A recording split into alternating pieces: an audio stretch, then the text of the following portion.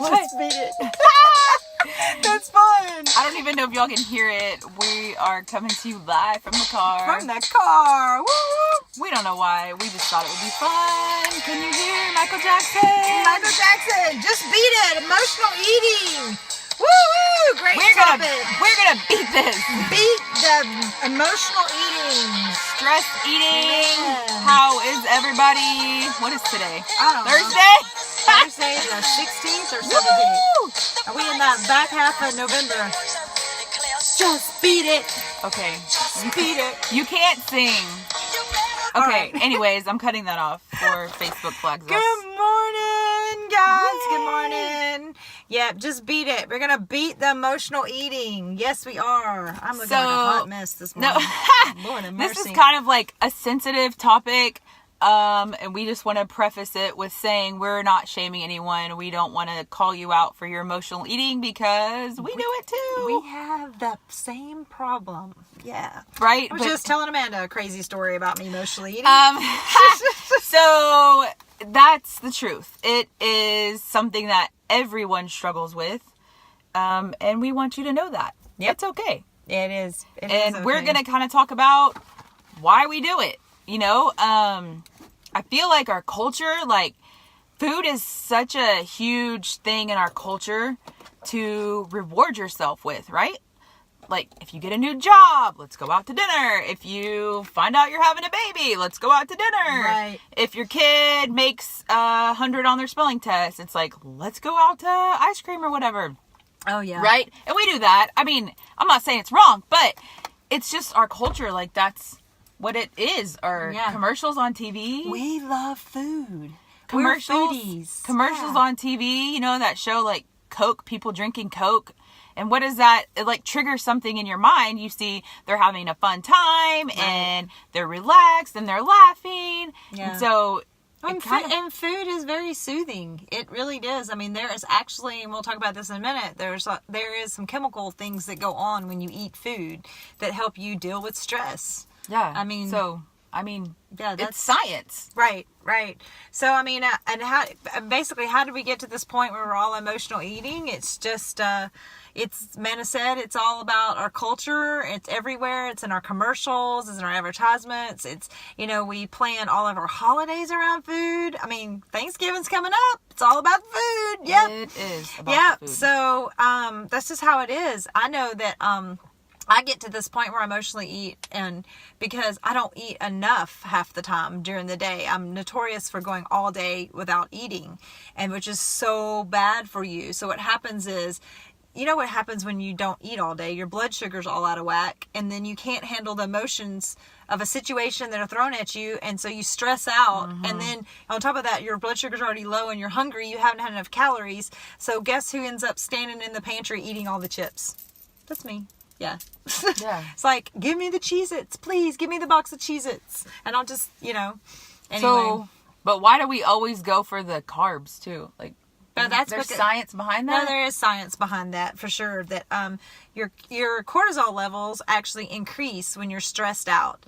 So sugar, carbs, fats, all those things lower your stress hormone of cortisol and makes us feel good. It like triggers all those neurotransmitters, dopamine, GABA, all those things that help reduce stress. And so instantly you feel a relief. Like, oh, okay, my cortisol levels are now lower and I can like deal with life. So there is biology behind it. You're absolutely not the weakest human in the world. Right. That makes me feel good. It's not a weak thing or like a willpower thing. I mean, there is science behind it. There is science behind it, yeah. Like, I used to, like, when my kids were little, I used to have candy stash, like, up high, so they didn't know about it, because if they knew about it, they were going to ask for it. But I would be in the pantry, like, eating a piece of chocolate, like, mommy will be there in just a minute. I can't deal with this toddler. Like, why? And then just with the chocolate. I know. I mean, I was telling Amanda I keep a stash of, and I'm trying not to now. I'm really trying to be mindful about it. But I'm bad. I love peanut M&Ms. love them. And so it's like one of my go-to foods when I'm stressed out. So I like buy a package and leave it in the door of my car. So when my kids, because you know your kids are always stressing you out in the car. Usually you're running late because somewhere. they're like, Somebody's forgot something. It's all this yelling. It's real noisy. Kids are getting in a fight. because they've been quiet all day at school. They have to like let it all out, right? Or somebody's in somebody's space and they end up having a knockdown, drag out fight over something. And guess what? Mom's like, oh, M&M's in the door. My go-to, lower the cortisol. Yes, lower the cortisol. Yeah, I used to keep peanut butter M&M's in my drawer when I was a teacher. In my teaching drawer, I'm like, oh, this class is stressing me out. Yeah. Like, for sure. But you're doing better. I am doing better. You had a bag in there for a lot of weeks. Almost a month, 3 weeks. I just forgot about it. I was telling Amanda that I do that. I'm like, there's a bag in there right now. Holy cow. So I've obviously Which is actually sort of brave in Texas to have a bag of M&M's in your car at all times. It's probably melted and nasty. I mean, I don't know. They're probably I guess if they stress me out enough, I could open the bag and just lick it. Oh, that would be Heather be having a bad day if she's licking the package. Oh, I've been known to do it. Okay, well. Anyway, all right. So how did we get to this point? Basically, like we said, it's everywhere. It's what is in our culture. I mean, it is what it is. You might have even been raised where, you reward with food. Let's go for a milkshake, honey. It'll be okay. Or you have a bad day and your mom's like, what do you want me to cook? Here's the chicken fried steak. Here's the mashed potatoes. Right. Here's the gravy. Right. Like, it'll be okay. Yeah. Like, comfort food. There's a reason it's called comfort food, soul food. Like, right. It feels like it feeds your soul. And it's all that science. Mm-hmm. Why do we all still love macaroni and cheese? It's like a comfort food from our childhood days.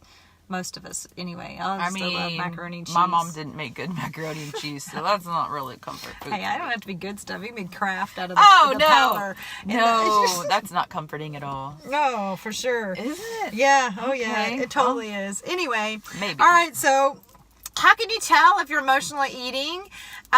You can tell by your cravings. If you are having crazy, serious cravings for certain specific foods, it's most likely you are emotionally eating, right? If it's mindless, it's triggered. Like, if you think about if you're just sitting there and you're mindlessly eating something and you're not even consciously thinking about what you're eating. Yeah, bored is an emotion. So you're basically that's how you can tell. Other thing is, I was telling Amanda this. She thinks I'm crazy. There's supposed to be a broccoli test. So what is the broccoli test? So you basically, you find yourself in the kitchen and you think you're hungry. And if you can't stomach the fact of eating broccoli, like you're not so hungry that broccoli sounds good to you, then you're really not actually hungry. I mean, but broccoli doesn't sound good to me if I am hungry some days. They say if you're hungry enough that you could eat broccoli. I do the apple test with my kids all the time. When they say they're hungry, I offer them an apple. And if they eat it, then that means they're actually hungry. Right. My kids almost 90% of the time actually eat the apple. Okay, well, an apple's good. But, I mean, broccoli. For sure. Some people won't touch broccoli if they're starving. I mean, maybe not. Maybe if they're like in the desert and broccoli's like the only option. My youngest daughter wouldn't touch broccoli. But she might raw. I don't know. Anyways. Had enough ranch dressing. So, how do you know? Cravings, you can tell. It's hard. You're hard to get satisfied. You don't get satisfied. Like you eat something and you're still wanting something else, or you want more of the same type of food. Especially if it's a craving for a specific kind of food. It's like, especially like back to what we were talking about. If you're craving carbs, sugar, fatty things, that probably could potentially mean your cortisol levels are really high because you're stressed out about something. So that is, I mean, it's true. That's kind of how it biologically all works out. So all that said, how do we get control of emotionally eating? I think the biggest thing is to be aware of when you're emotionally eating. Yeah. Like, okay, what am I doing and why am I eating this? Yes. What would you say what the end goal is? Yeah, like what's the end goal? If your end goal, you know what I mean? Like, if you're trying to get healthy, if you're trying to fix this emotion, is eating like a bag of M&M's really going to fix anything for you? No. It's just going to make me feel guilty. But I mean, Oh, it makes you feel good for like 10 minutes, and then you're like back to the problem. Is my point. Like, doesn't then you're really back fix trying anything. to resurrect hope. I'm gonna be different tomorrow. Well, I mean, and there are days, right? We're not shaming anyone. Some days you just have days, and you slip up and you eat all the things. You start over the next day. And the next day, it's what like... What do we talk about? You make 2-degree changes, and sometimes you go back 4 degrees. Yeah. And then you start over, and you make 2 degrees. There's that. I mean, it's just... So be aware. Okay, that I would say also that you need to replace it with something. You need to try to replace your eating out of emotions. If finally you're aware of it, you know you're doing it, then now it's a call to action. You got to do something different. I tell my kids all the time, can you try to drink a glass of water? You might just be dehydrated. Sometimes if you need water, your body it thinks that you're hungry. it with hunger. Yeah. And so you drink water and you feel full. You know, so I've been known to have more than a couple pink drinks in one day too. So, I mean, that's a thing too. And one of my tricks, I don't know if this is a trick, but I just don't buy it. Like, don't go to the grocery store hungry, right? Everybody knows that. If you go to the grocery store hungry, you're going to buy all the junk. But if it's not in your house, then when you go and you are emotionally eating, you have to look a lot harder to find something. That's the reason why the Halloween tinnies got to get out. Yeah. Because to fill the void. Because all the Reese's peanut butter cups call my name. If there's nothing there to fill that void, then it will kind of make you aware, right? So you got to replace it. So you got to be aware of it, and then you got to replace it. You got to replace it with some activity. You know, go for a walk. I don't know. Read a book. Oh, you know what I like to do? I like to color. Do you like to color? Really? Are you not an adult colorer? Yeah, like I love those coloring books. Like when I was in college, Tony thought I was so crazy because I used to like draw pictures. Like I would take study breaks and just get the markers out and draw pictures. Well, it's funny you say that because I have a girl that I mentor up at the high school, and she loves to color. So I get her those big coloring books. It like relieves stress, and she'll color, and we talk while we're coloring. Yeah. And I color with her sometimes. Because that's what she loves to do. It's my friend Ann loves to color too. She loves chalk on the sidewalk. She will make all the pretty things on the sidewalk. That's cute. That's cute. But yeah, you can find things to do. Just replace it with something, right? And know that you're emotionally eating. I got to walk away from the food, get out of the kitchen, you know, whatever it is. It you know, if it's going out to eat, then maybe you need to decide to eat at home. I mean, consciously make an effort to it's fine to go out, like, yeah, you know. But I'm telling you, I like to go out. I feel sad. I feel happy. Let's go out to eat. Let's go out to Mexican food. Whoop, whoop, whoop. I can eat Mexican food every night.